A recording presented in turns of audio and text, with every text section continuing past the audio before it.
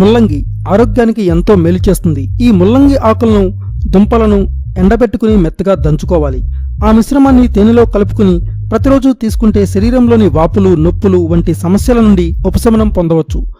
పచ్చి ముల్లంగి దుంపలు లేదా దాని ఆకులను రసంగా చేసుకుని తీసుకుంటే విరేచనాలకు మంచిగా ఉపయోగపడుతుంది. ముల్లంగి విత్తులను బాగా ఎండబెట్టుకుని పొడి చేసుకోవాలి.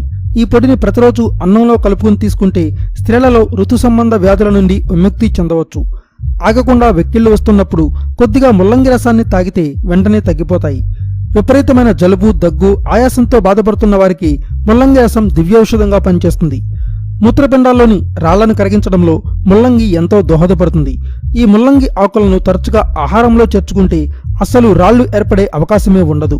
ఈ ముల్లంగి రసంలో కొద్దిగా నువ్వుల నూనెను కలుపుకొని వడపోసి ఒక డబ్బాలో నిల్వ చేసుకోవాలి. ఈ ముల్లంగి నూనె మంచి ఔషధంగా పనిచేస్తుందని ఆరోగ్య నిపుణులు సూచిస్తున్నారు.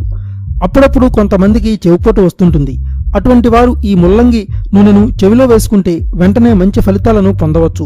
అంతేకాకుండా కీళ్ల నొప్పులు ఉన్న చోట కూడా ఈ నూనెతో మర్దన చేసుకుంటే ఇలాంటి సమస్యల నుండి ఉపశమనం లభిస్తుంది. ఈ వీడియో కనుక మీకు నచ్చినట్లయితే లైక్ చేయండి, షేర్ చేయండి, మీ అభిప్రాయాన్ని కామెంట్ బాక్స్లో పోస్ట్ చేయండి. మరింత సమాచారం కోసం యూట్యూబ్లో మా ఛానల్ని సబ్స్క్రైబ్ చేయడం మర్చిపోకండి.